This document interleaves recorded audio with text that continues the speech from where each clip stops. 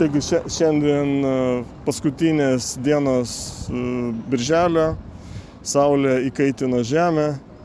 Taigi šiandien mūsų šildė Šerin ir vieno vaikino trumpas priėmimas Kristaus, jisai tik pasakė ateik. Jisai pasakė tiesiog ateik kaip tas vagis ant kryžiaus sakė, prisimink mane viešpatie, kai tu būsi rojuje. Jis pasakė, dar šiąnakt tu būsi su manim rojuje. Tai mūsų šildė būtent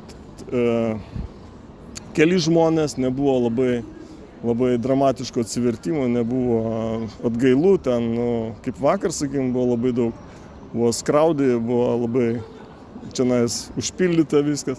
Šiandien dėl karščio viskas sumažėjo, bet mes tiesiog kaip angelas Šerin atėjo, jinai mus ne tik palaimino, meldėsi už mus, ne? Tiesiog, kad Dievas stiprintų, kad mes darytumėm šitą darbą, nenustotumėm, kaip Dievas kaip ir paguostų, sakytų,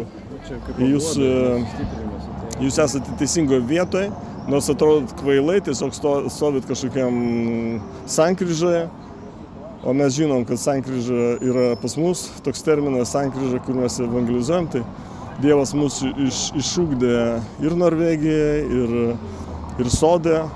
Mes nenuilsim su mūsų grupė, šiandien tikėjo Prancūzijos ambasados darbuotojas, vardas Nikolai?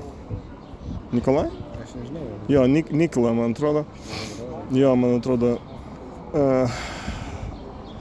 Tai va, tai mūsų grupė turi džiaugtis, kad mes vieningi tęsiam šitą darbą, jau 3 metai eina šitas darbas ir vaisius gausėja. Dievas prijungė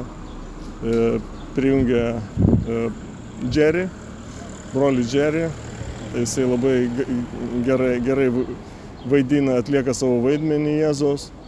Ir žmonės vieni atstumė iš karto, kiti, kaip ir pagal Bibliją, vieniem reikia Kristaus, vieni prinokę, kiti dar žali, bet Evangelija visiems vienoda yra ir turi tą pačią jėgą, ne, Jerry?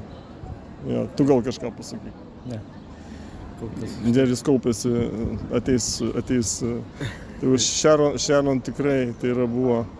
Mes turbūt jau važiuosim, nes rytoj žadam važiuoti į Kauną, susitarėm su Jonu.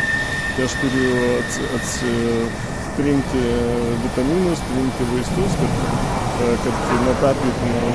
Tai perkaitimo rezultatas, tiesiog neatlaikė kūnas, supasavo ir rytoj važiuojam į Kauną.